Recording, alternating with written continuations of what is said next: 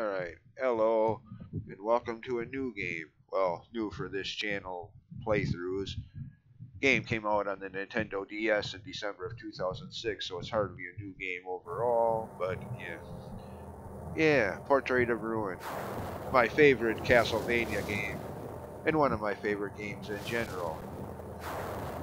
Unlike my playthrough of Dragon Warrior 4 that's I'm still currently recording videos for, which I have played just so long ago I have virtually little to no memory of it anymore.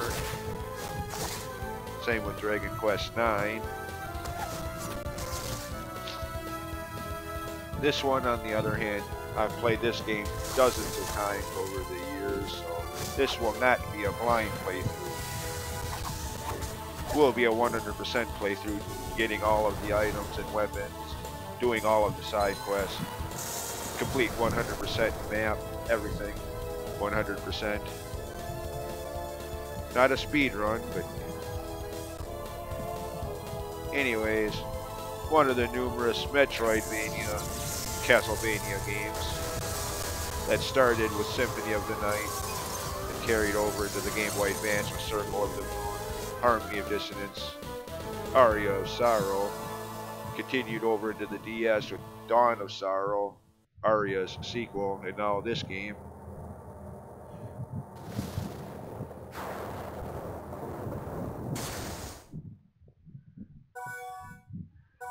Now, the default names are Jonathan or Charlotte, depending on which one you play as. But since you can't fit neither name in the limited space we have here, I'll just put my name. It's not going to matter anyway, because once you start the game, you're going to be referred to by the default names anyway, so it really doesn't matter what you put here. Edit something. No, I've never been very good at drawing like this, but let's give it a shot.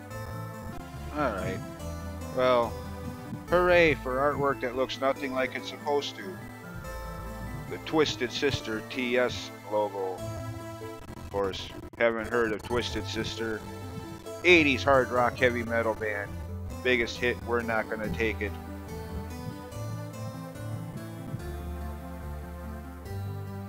Now, granted, you only had to even just put a dot there, just as long as there's something on there, then hit OK. There's no real need to get all creative like I did. I mean, you're only going to see that now, and when you load your save file, or during the end credits once you get that far. So you're not going to see this thing all that often anyways, but for me it was just another chance to reference one of the bands I like, so why not? Anyways,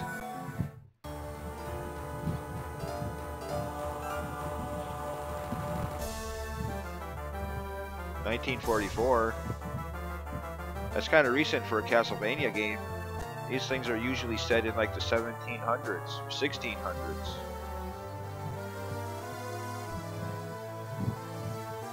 Usually.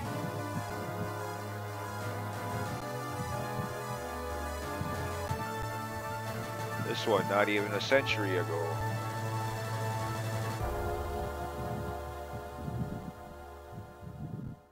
Of course, there are a couple Castlevania games that are still set in the future. 2035 or 36, so anyways, who is this guy? Now, by the way, yes, I do know who these people are. I've played this game, like I said in the intro, I've played this game dozens of times, but for the purpose of this playthrough series, I'll be, how do you say that, playing dumb to avoid spoilers. So yeah, if I ask questions like that, don't bother answering them in the comments. I know I'm just trying to avoid spoilers here. Anyways, with that pointed out,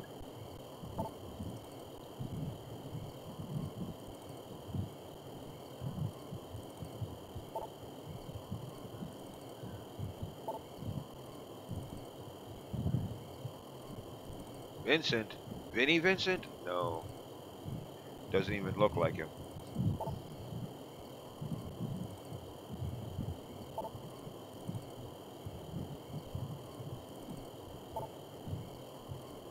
Well, I can, it's just one of the weakest weapons in the game, at least until much later.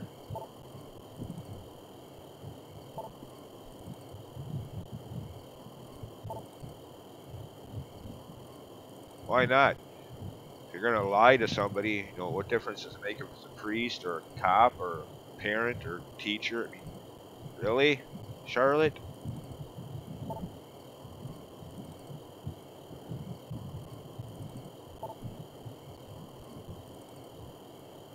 Again, you can. It's just you probably wouldn't want to, at least not for quite a while yet.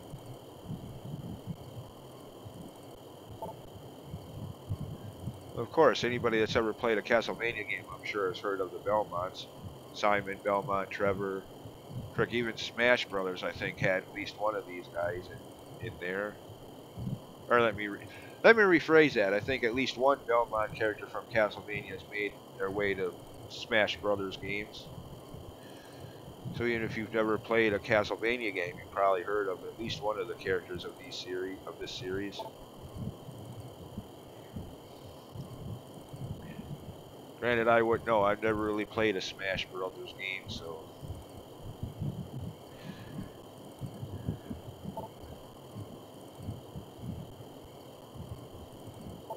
Cousins, huh? Related by blood.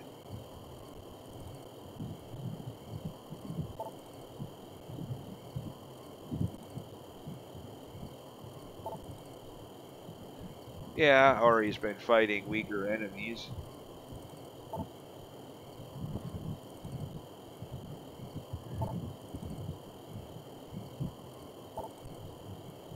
Charlotte, North Carolina? No, no. Spelled the same way, but yeah.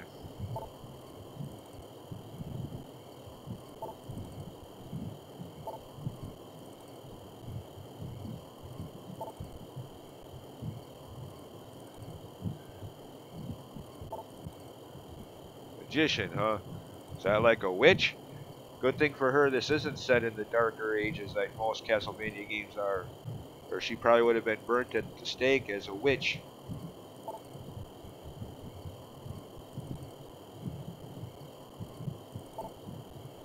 Ooh, she does not like being called a child. No, dude, that's not what you meant. You're only saying that now because she's obviously upset by being called a child. Don't let it go to your head. Never mind.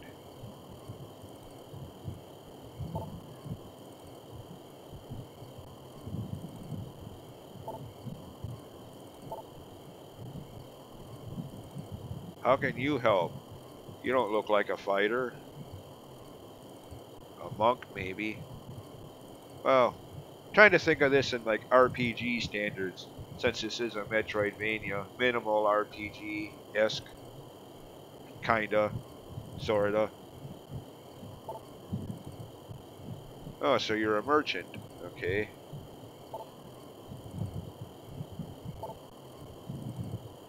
Of course. Even in video games, you gotta have money.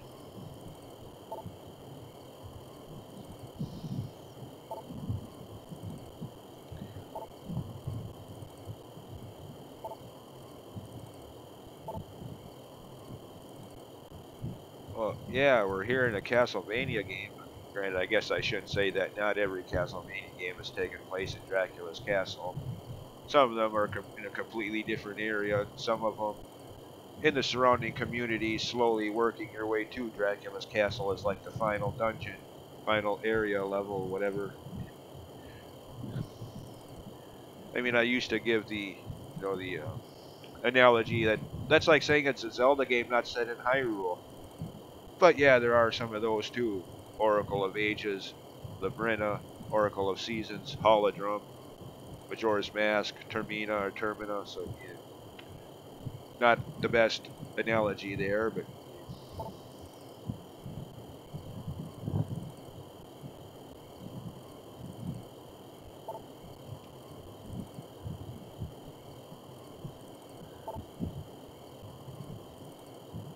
Lord Dracula. When did he obtain Lord status? Dude, You got a weird idea of fun. Going through an ancient castle loaded with demons and monsters and vampires and whatever else might be in here. That's your idea of fun? Remind me not to hang around you. Holy crap.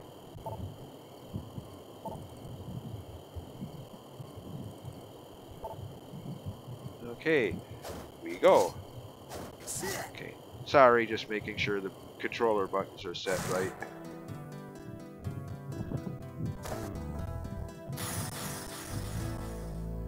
Ability cubes. Wait.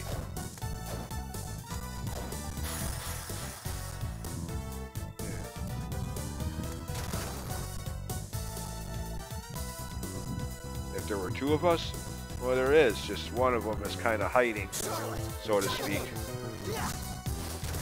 There. Now you can play the game like this with the other party members visible and sometimes attacking, but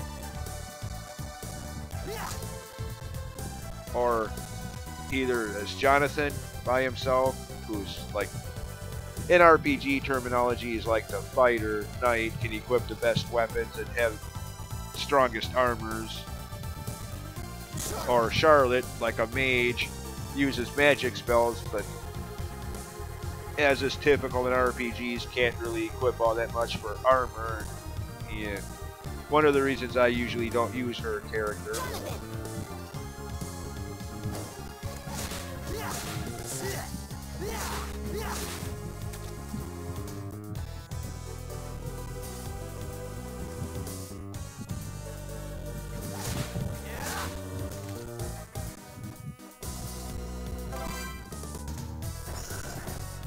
Short sword.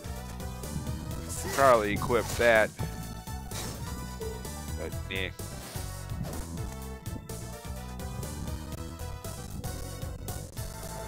Save point. It would probably be a good idea, at least if you're new to the game, haven't played it before, it would probably be a good idea to save your game any chance you get, because like so many video games, if you die, you see the game over screen, get loaded back or get directed back to the main menu and load your save file from the last time you did save, having to redo everything, and I do mean everything you've done since then all over again. Boss battles, grinding, exploration, everything. So yeah, obvious word of advice. If you haven't played the game before and therefore aren't too familiar with it, save your game whenever you can. Minimize the amount of stuff you have to do over again. Granted, the more time, like any game, the more times you play it, the less likely you are to die, but yeah.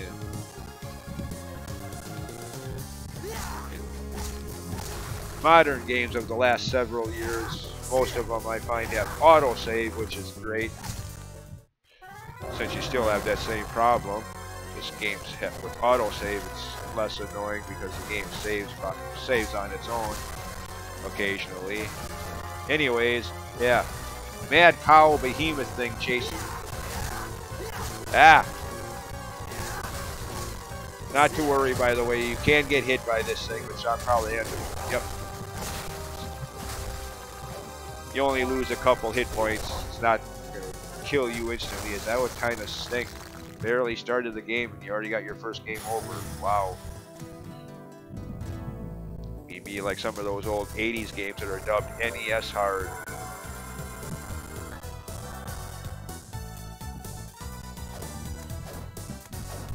Now, can't get up there yet.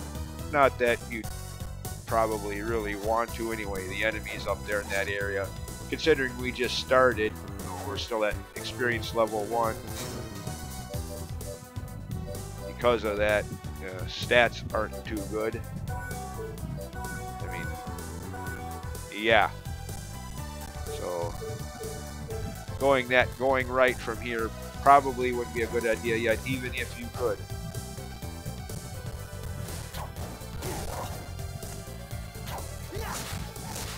Heck, I can't even one-shot kill these skeletons yet. The weakest enemy in the game, or one of the weakest. Weight cube. Okay. Now, this works either way. It doesn't matter who, just as long as one person is up on top of that statue and the other is down here pushing it. Jonathan could be the one up there and Charlotte be the one pushing it. You know, it really does not matter. Just as long as one person pushes it in place and the other. Raging Fire. Magic spell for Charlotte. Now, one of the reasons I haven't really ever used Charlotte's character very often.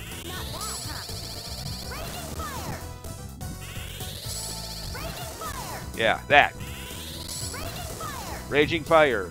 Every time. I mean, seriously. What designer, developer decided to take one of the greatest innovations in gaming history, in my opinion, voice acting, and turn it into something that makes a strong...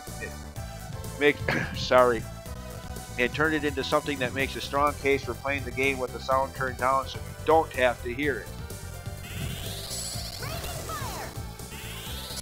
I mean, that used to bug the heck out of me. Until just recently, I mean, I have been playing a lot of the Castlevania-esque game portrait, or just Bloodstained Ritual of the Night, where the main character, Miriam, pretty much does the same thing. Calls out the magic spells every time she uses them. Riga Serrana. Yeah, so kind of got used to that. But because she can't really equip much for armor, at least not until later in the game, I'll probably be using Jonathan. Besides, he has a lot of his weapons have better range. Charlotte uses that silly book that you practically have to be right in front of the enemies to hit. But it works either way. You know, that's one of the things I like about the game. You can use either character. Try one play through it. Anyways, warp screens. Useless right now until I make it to another room like this one, then I can instantly travel between the two rooms. Which will be quite useful because this game has quite a large castle map, like most of these Metroidvania Castlevania games do. Anyways, can't get through here yet, which has always bugged me. Why can't I just crawl through here? I mean, any human being learns to crawl before they learn to walk. So yeah, why can't we just crawl through here? Video game logic strikes again. Dang it. Step on this to open that. Not that it really matters. You don't need that. Not really need to go down there anytime soon or come back up here. So. Jonathan. Oh, smoke.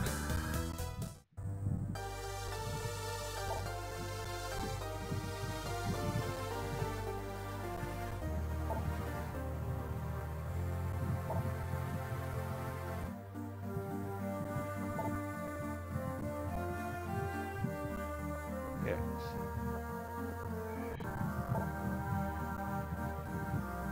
Well, you obviously had a name when you were alive, so what was it?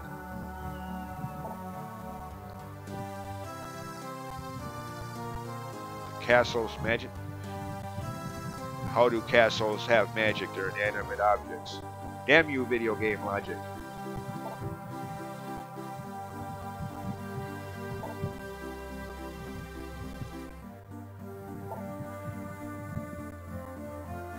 How do you know that? Heck, for that matter, how do you even know who I am, much less what weapons I can or can't use? Just who the heck are you anyways?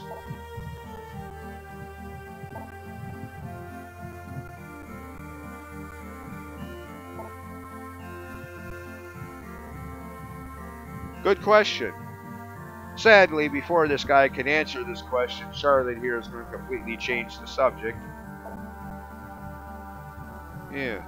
Way to go, Big Mouth. We might have had some answers here, but no, you had to yes. Thanks a lot, Charlotte.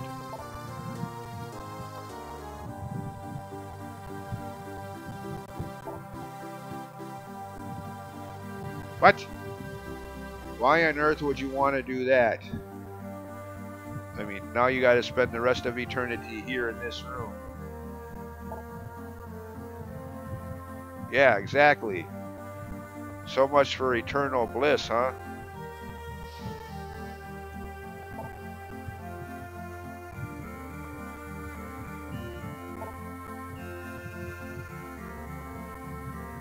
Yeah, good question.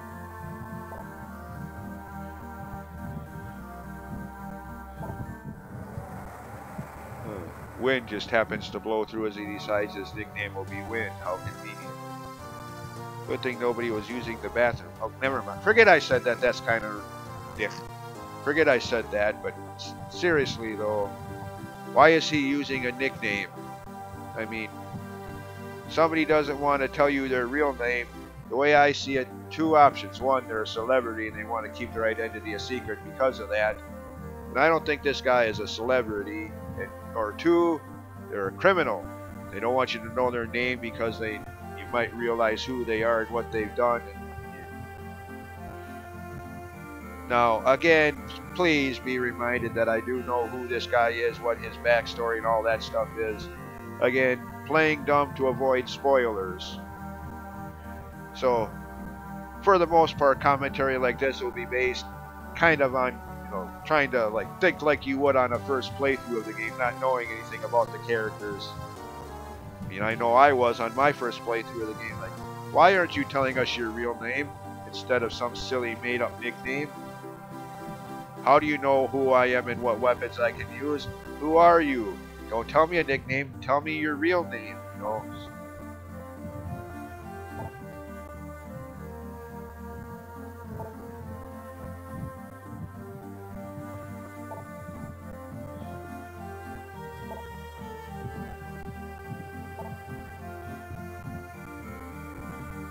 Yeah, anything is better than what he did.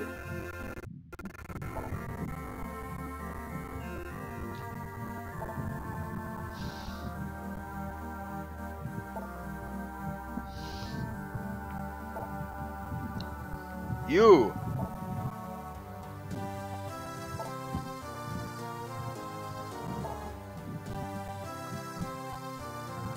And how do you plan to do that if you're stuck in this room? Again, how do you plan to do that either if you're eternally bound to this room?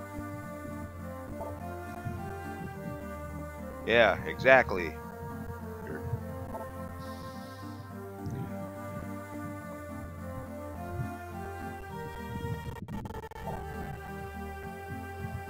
Not likely. I mean, you knew these techniques and yet you still died, so how useful could they be?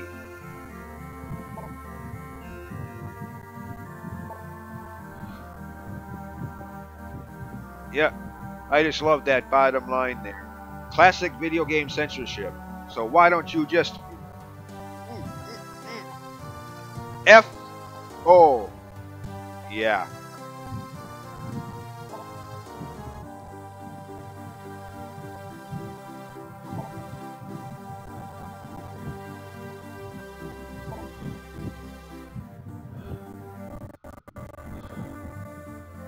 Oh, good God. Not another character that's going to whine about his father through most of the game like Titus or Titus in Final Fantasy X did. Oh, good God. No! I swear, every time I used to play Final Fantasy X, I wanted to slap.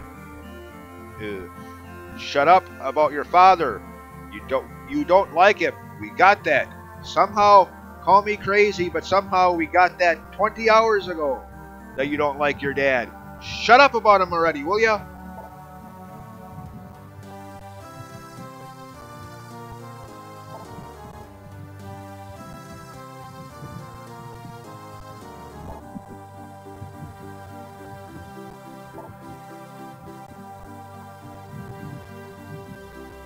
Now he wants... Okay. Side quests. How are things?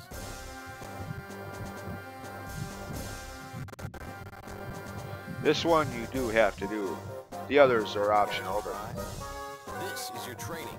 the priest should have some useful things in the next room. Go get the potion and map. But the potion you already have.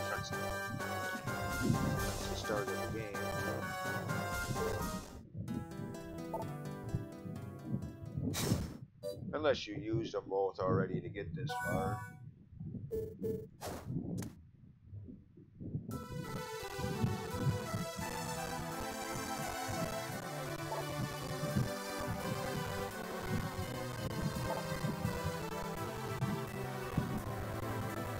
Yeah, good thing to keep in mind, as the items he sells will be updated every so often, like he says there. So every so often check back here to see if he's got anything new on sale or in stock.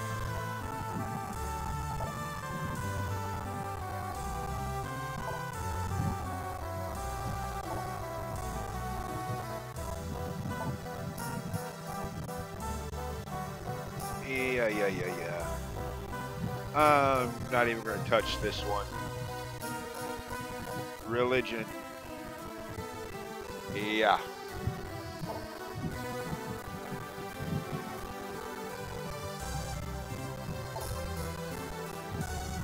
Okay. So yeah, all you need to do for the purpose of the side quest, I mean, buying potions is always a good idea, but for now, for the purpose of this side quest, you only need Castle Map 1, which adds more to your map there on the touch screen, or in my case, the screen on the left, which is kind of silly because you ain't going to be able to get access to those rooms until later on in the game anyway, so why show them yet? But oh well. Now, weapons, armor, and accessories, magic spells, sub-attack weapons for Jonathan, and magic spells for Charlotte, which if you want to get all of them, you will have to buy these, as these won't ever be found anywhere else but here at the shop.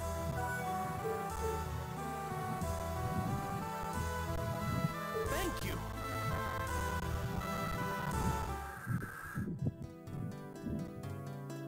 I just did. How are things? Note the lime, or whatever, light green color shade, indicating completed side quest. Well done. Lizard tail. Ooh, reminds me of the rat's tail in the first Final Fantasy game. You keep it. I don't want it. Oh, now we can slide. Oh, so that's how we get into that room over there. Yeah. Since we can't crawl, just slide. Yeah, by one room. Sadly, like a lot of video game items, they give you the item early on. You use it once, maybe twice, and then you don't use it for the rest of the game. They seem to forget that they even have it, or that they even programmed it in there.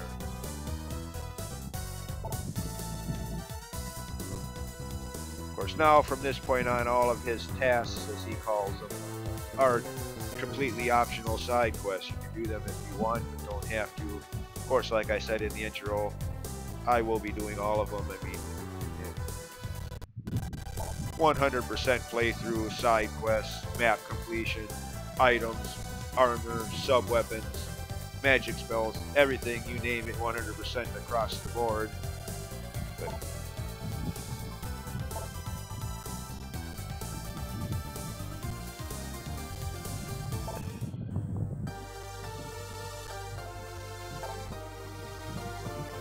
what? Say again. Yeah, exactly.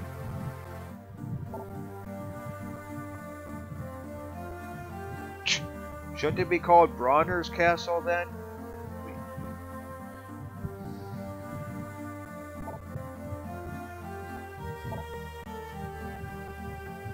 Oh, hush hush, top secret, huh? Paintings? What the hell is he gonna do with the paintings? Start an art exhibit?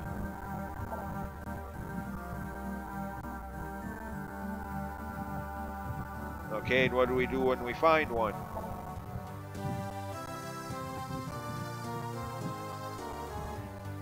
Damn you, video game logic.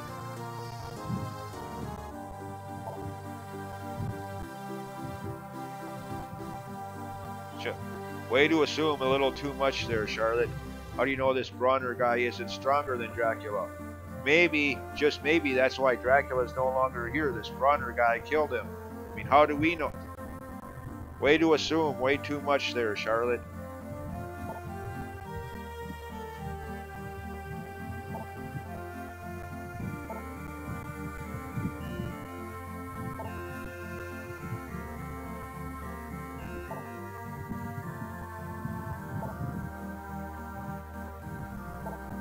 Yeah, eventually.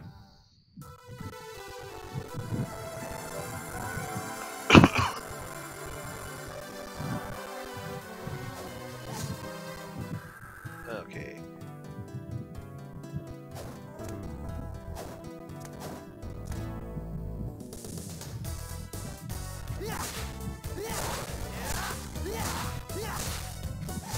Alright. Dang it. Alright, pause video for a minute or two. Now, for grinding for money to spend at Vincent's shop, you could hit this candle, get the coin, leave the room, rinse and repeat over and over again, farm for money, so to speak. But if you're going to do that, I'd wait until later on when you have a candle like that right next to the doorway, or just hit it, leave. Yeah, much quicker then. But well, level up. Of course, right now that's not what I'm after. Item drops, bestiary completion. In this game, for 100% bestiary completion, for those who care about such things, damn me and my completionist impulses. It's not just enough that you fight the enemy once so that it shows up on the bestiary, which, as I've said in my Etrian Odyssey series, is more like a glorified checklist in my opinion, but anyways. But to fully complete the bestiary, you gotta get any of the items that drop at least once. Again, it's no big deal, and unless you're a completionist or try to be like I do, you ain't gonna worry about it.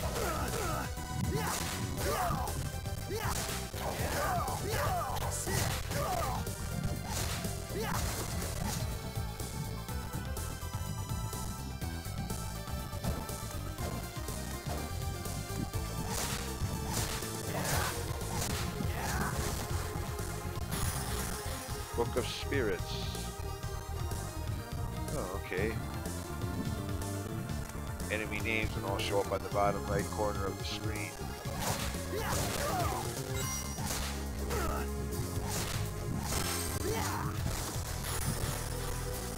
Magic spell summon ability for Charlotte, which, at least for a good majority of the playthrough, I won't be using, since I will be using Jonathan's character instead.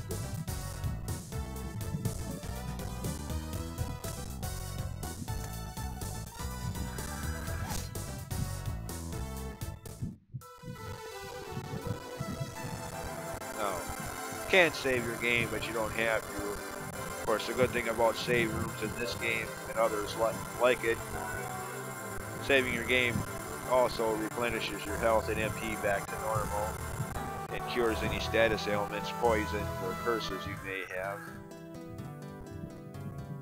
So it's like a heal, save room / healing room, both.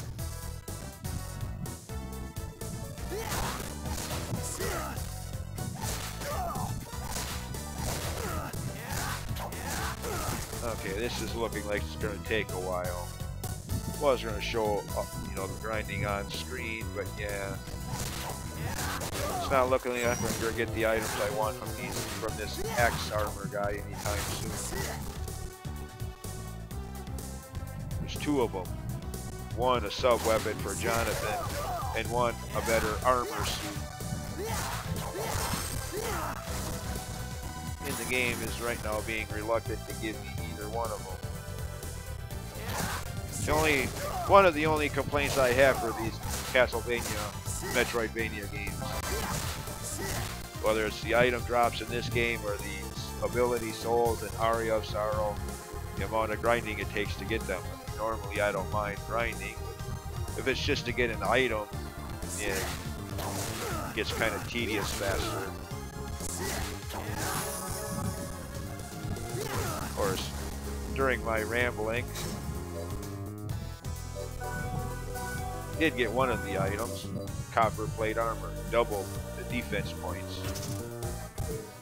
Oh wait a minute, and while I'm at it, that helmet that was laying over there by the warp room, equip that. Now, I should probably equip that too, a little better in attack power, but right now I'm going to hold off on that because of the range. Like Charlotte's book weapons, you practically have to be right next to the enemy to hit it. In these kind of games I don't like that. So, for now, for one, it's only 2 points. It's not going to make that much of a difference. But it has better range, so you can attack enemies from a safer distance. Theoretically speaking. Right now.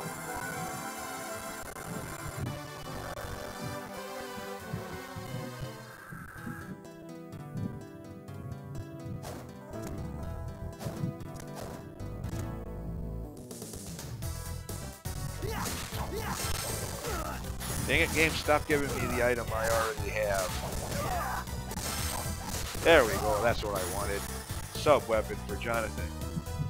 Unlike Aria of Sorrow, one of the Game Boy Advance Metroidvania Castlevanias, the axe ability, you just throw it straight ahead. Here, like the description there says, effective against targets overhead.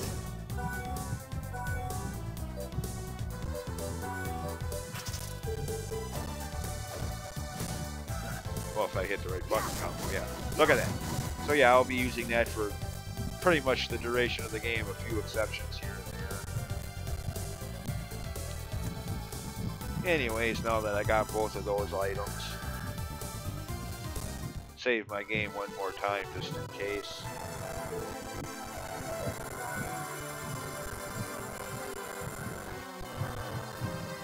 And move on. You don't have any more side quests and won't for a while, which I will talk more about when that time comes, but for now, slide. Well, here's one of those. You think?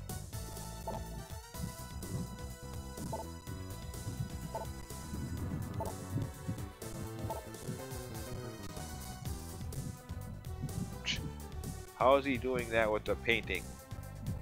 I mean, really?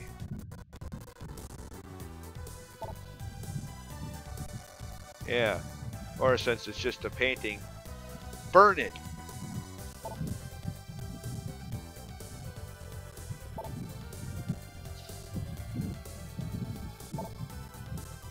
Okay, I'm surprised I know anything about this kind of stuff in 1944.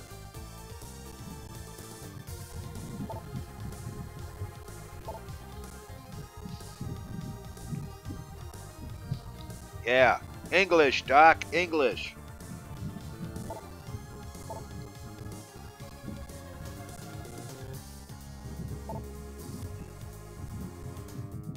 Okay.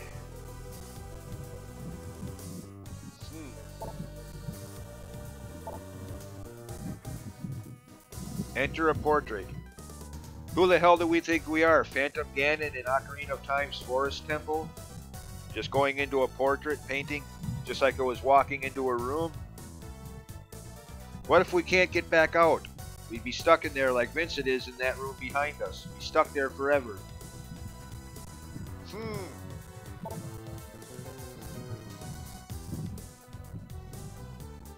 Yeah, I'll say, like I was just saying, what if we go in and can't get out?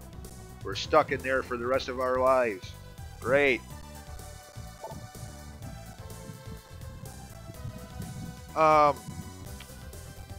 Yeah, never mind.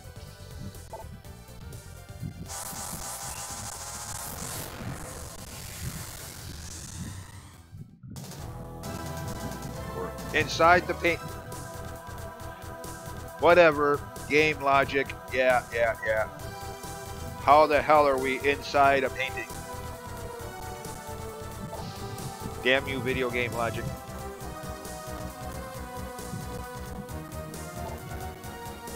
Anyways, disregard my attempt at comedy dialogue earlier. Obviously, you were not stuck in here. That would kind of suck from a gameplay standpoint.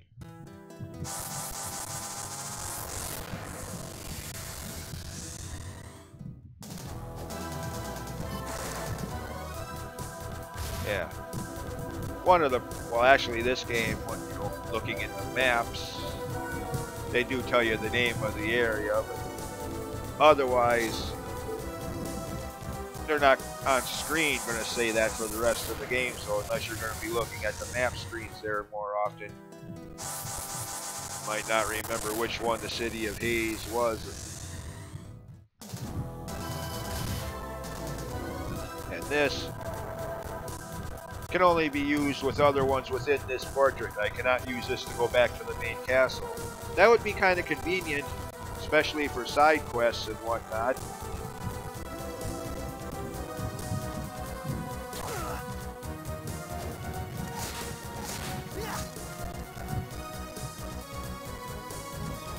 Oh. Enemies overhead. Oh, I hit the right button combo. Effective against enemies overhead, huh? Yep.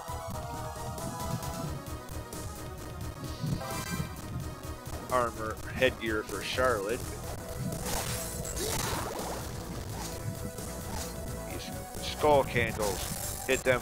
Well, usually you'll get money from them unless you're not at full magic, then you get hard cover magic.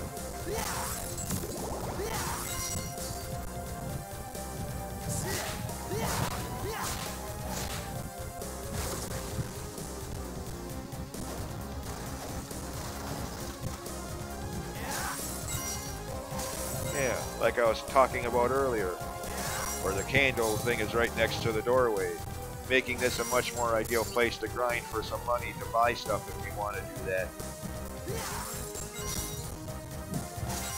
Anyways.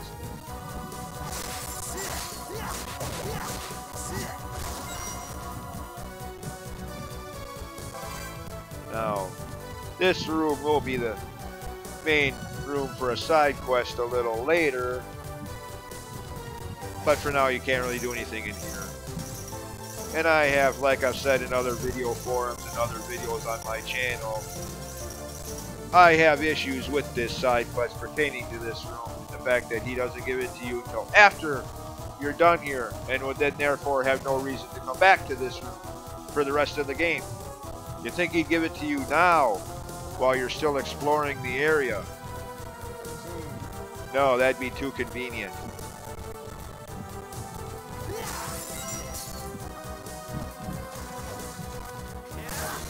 One of the very few gripes I have with this game, to be honest. I mean, I'm not saying it's a perfect game. In my opinion, there is no such thing. No matter how well designed the game is, no matter how fun to play it is, even the greatest games of all time, Ocarina of Time, Super Metroid, Final Fantasy VII, have their share of annoyances.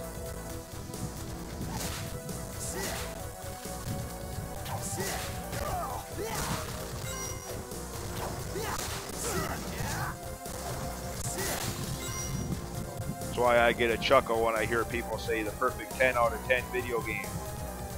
No such thing. Every game has something about it that pisses you off every time you play it.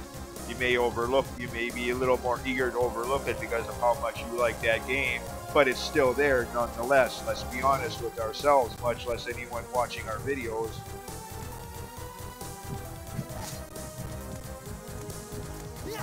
It's not a perfect game. Close to it, perhaps, like the aforementioned 3 games earlier. Ocarina of Time, Final Fantasy VII, and Super Metroid, the 3 greatest games of all time, in my opinion.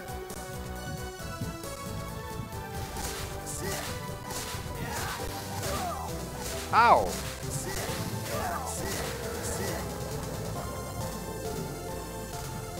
Okay.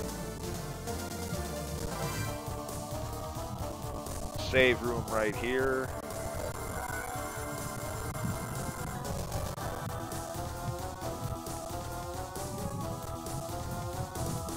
just a couple rooms away from an enemy that gives 17 experience points. More than any other enemy at this point in the game. Note I said at this point in the game.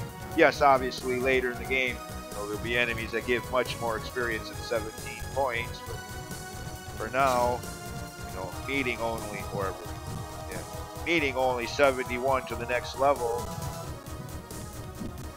Besides that, there's a weapon I want to get from this guy too.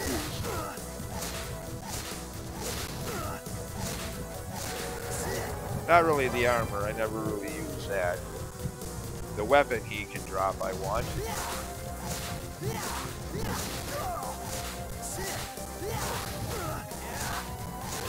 If he ever drops it.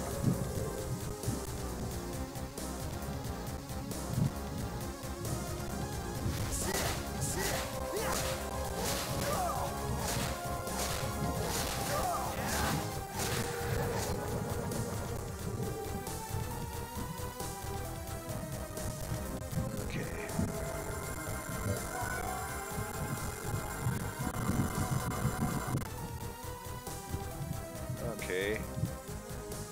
Took like 10 minutes of off-screen video paused grinding to get, but Falchion.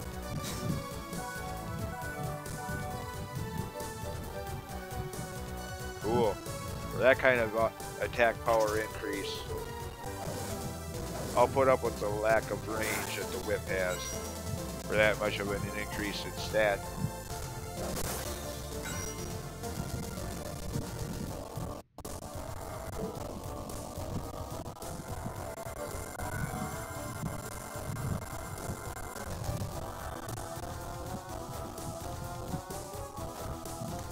Alright.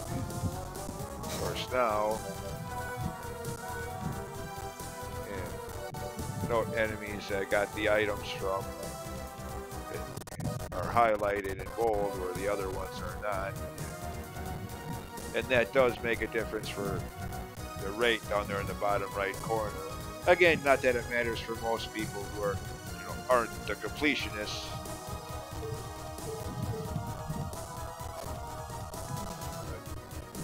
Again, damn me and my completionist impulses.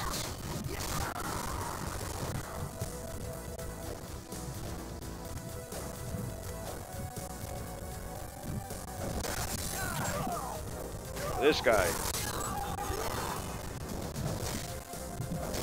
One of a few enemies in the game who has voice acting in the first place, and even one of the fewer than that who will have a different response depending on who he sees.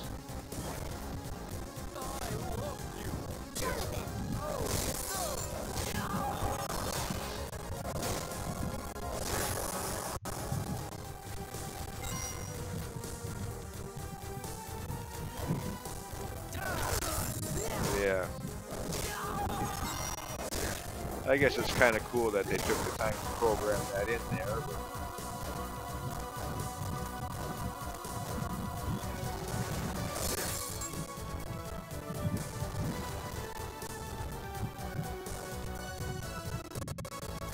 there's a sword up there. Actually, can't get to it from here, and B, I don't want it anyway. The one I just got, the one I just picked up is better. Anyways, at least for me, in my opinion. Oh, weak floorboards. Of course, so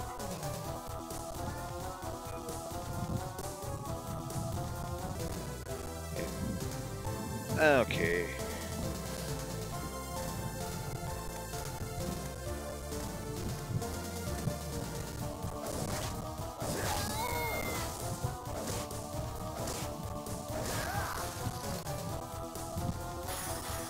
Paper airplane. Yay. Real effective. Not. Blue coin, $1.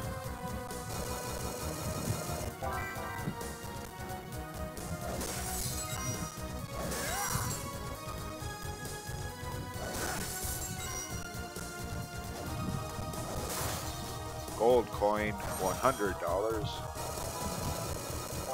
for a wheat roll. Even with today's prices, that'd be ridiculous. But by the standards of 1944 economy, wow.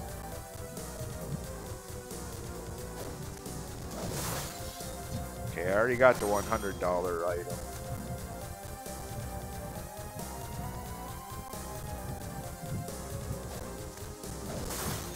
I already got the $1 item.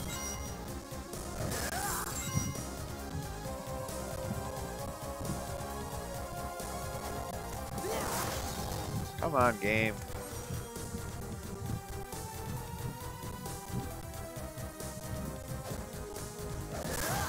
There we go. Silver, 50 bucks. Okay.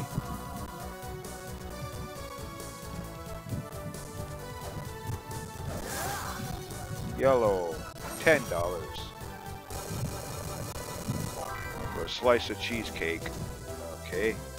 Now, the other two items here, as far as I know, you cannot get them. There's only 4 denominations of coins. The blue one for $1, the yellow for 10, silver for 50, and gold for 100. So yeah. If there is a way to get them, I've never seen it or heard of it.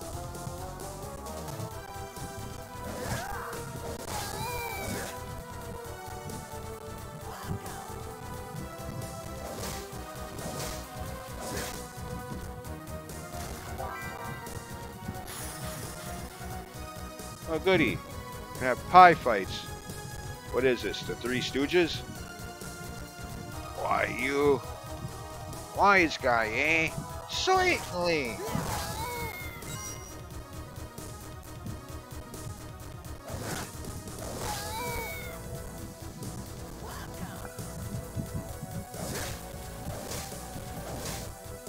Oh, come on, game.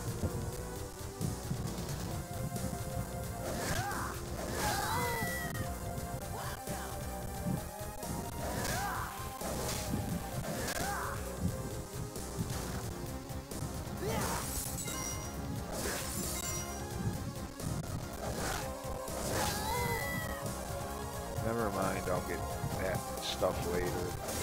Well, actually, I don't think you see him anywhere else in the entire games. Student Witch here we'll be seeing several times throughout the rest of the game.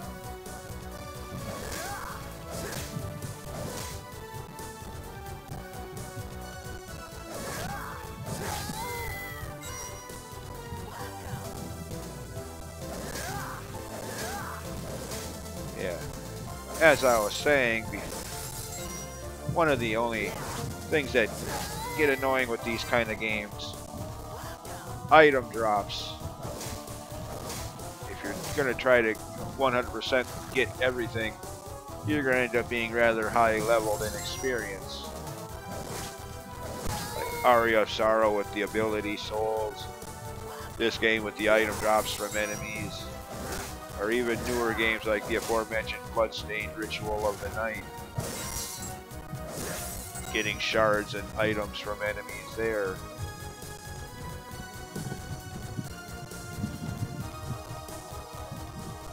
So if you're looking to do a low level playthrough, you probably wouldn't want to do too much of item collections. Getting items for whatever purpose they serve.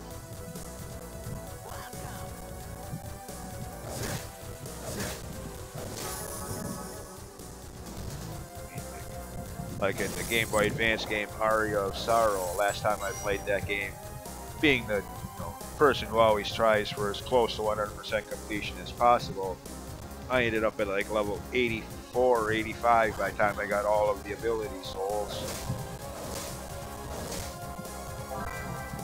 Okay, well that's his item.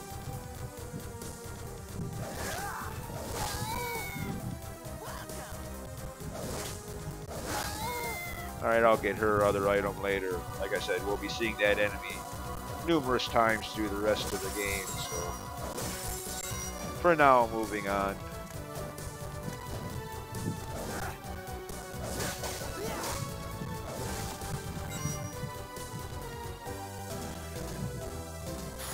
duo abilities. Both Jonathan and Charlotte have to be equipped with it for it to work.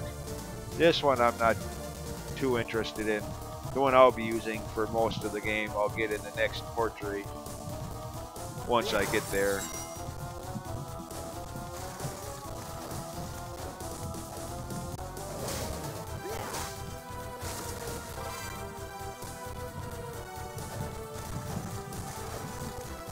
There's that sword we saw a few minutes ago.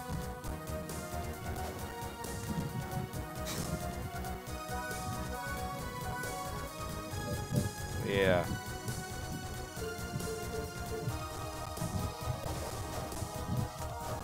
Haha, you missed. Sandals. We going to a beach? Oh, not those guys. I hate those mini devil enemies. You don't get them fast enough. They hide in the walls. You can't hit them, but they can still shoot you with their projectiles they shoot.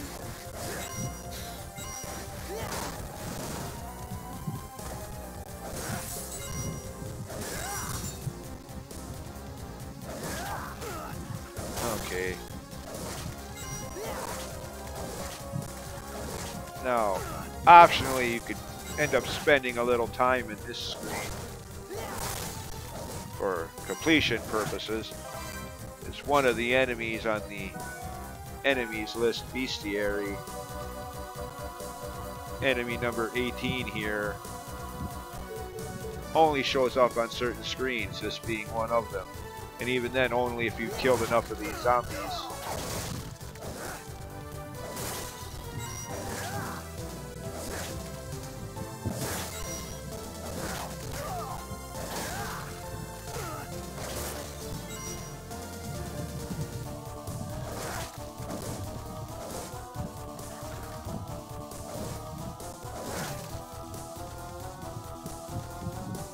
Of course, for side quest completions, rooms like this could be useful since these enemies keep respawning. 2 of Wynn's side quests, A rank hunter I think it is for 1500 enemies, which you'll get normally through the course of the game, just killing the enemies that appear. And a later one, S rank hunter I think it is, for 3000 enemies. That one will probably require a little grinding.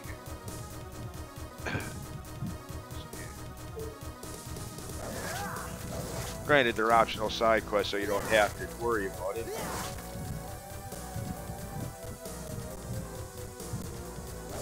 Why do I keep leaving the screen? That just resets the progress. Dang it.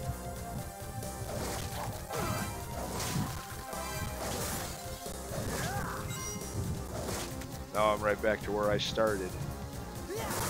Probably was close enough to having killed enough of these for the leader of these guys, so to speak.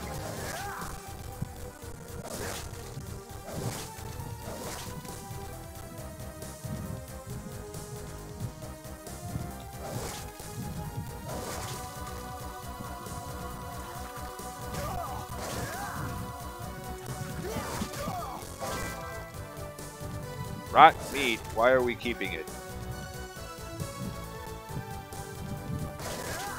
Then again, that's always been one of the oddities of Castlevania games anyway. Well, there he is, or was.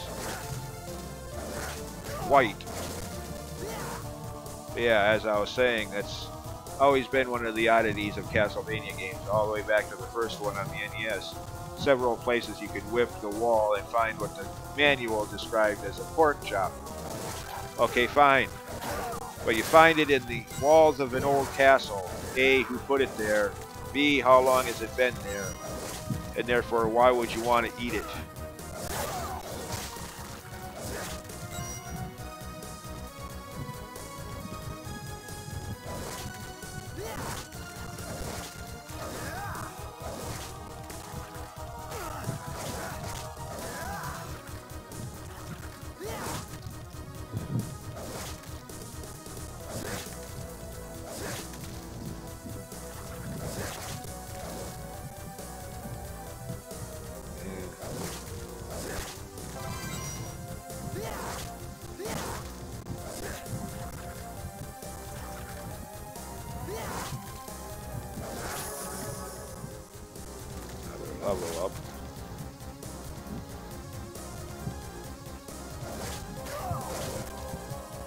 No items. Yeah, they really wanted to draw that out as long as they could.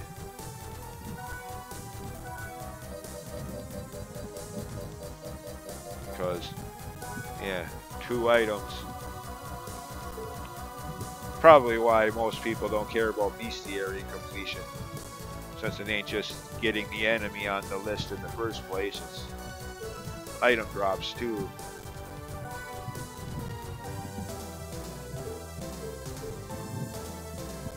Alright, I'll come back here later and get those.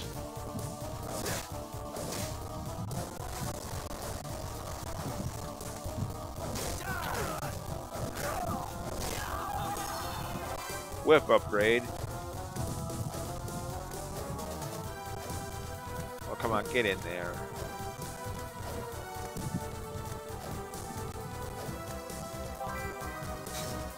Might as well.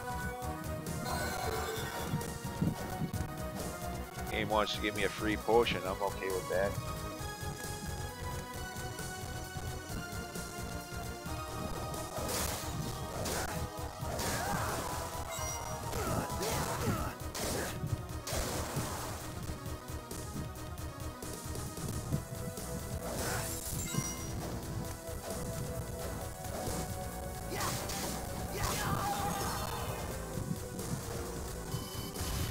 Okay, well now you have quick warp to the room just in front of the entrance. Basically, quick exit out of here from there. Another one of those duo abilities.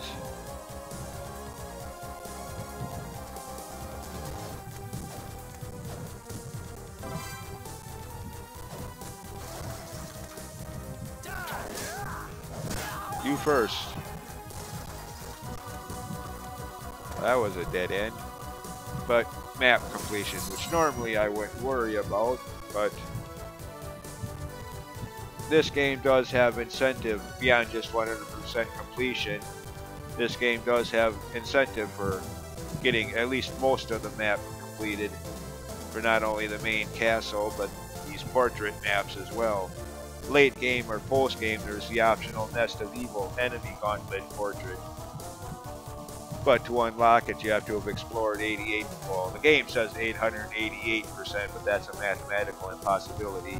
88.8% if you're thinking realistically of all of the castle and portrait worlds. So while you're allowed to miss a few rooms here and there, for the most part, you're pretty close to complete map completion all around for that. So yeah, it's kind of nice that they give you a reason to do so, other than just map completion obsessions.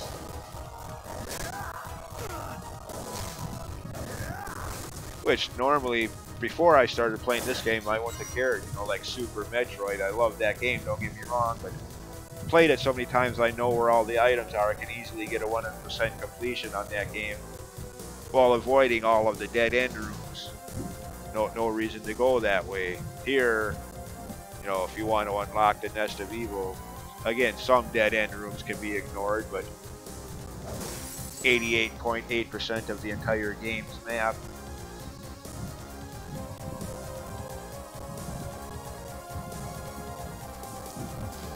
Anyways, these guys have a potentially useful item if you can get it from them.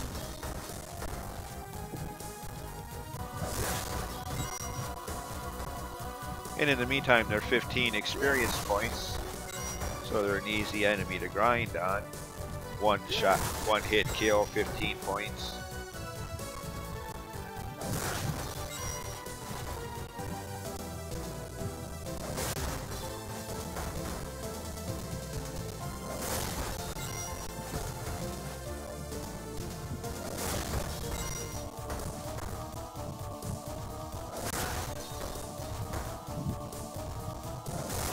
Come on, game. A little cooperation here. No? Of course not. That'd be too convenient. Of course, most of these games, item drop rate is contributor luck status.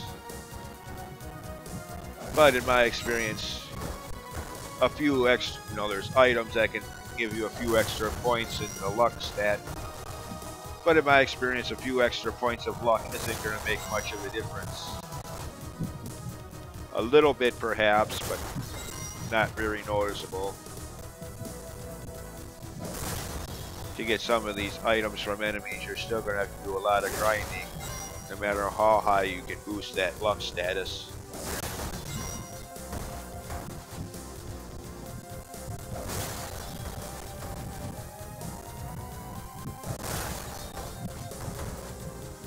So yeah, because of that, I mean, you can if you want, but I'm not going to worry about equipping items just to enhance the luck stat. It really isn't going to make much of a difference anyways.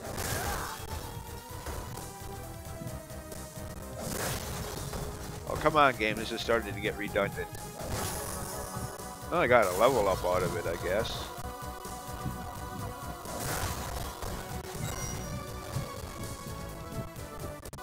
Alright. Took long enough. Like what? 10, 20 minutes of off-camera grinding. But I for DK.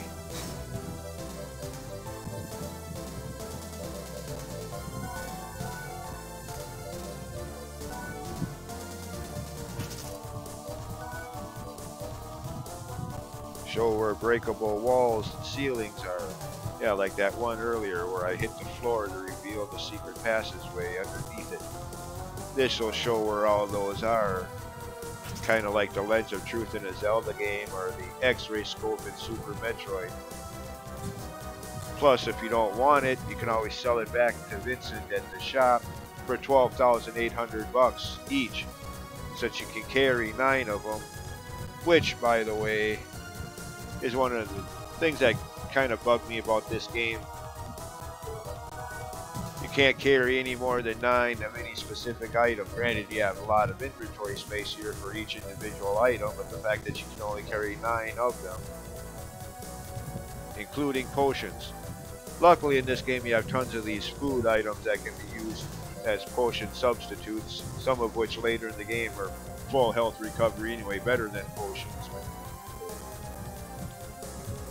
But yeah, although it was instantaneous on the video,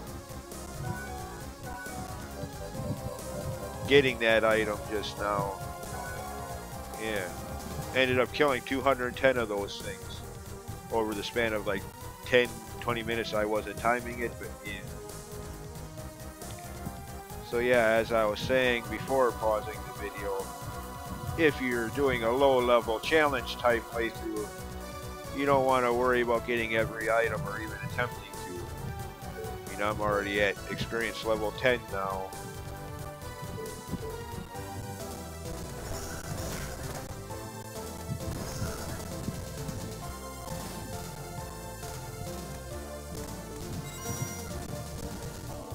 Alright, save the game and end this video. Pick it up from here next time. See ya. And as always, thanks for watching. Bye.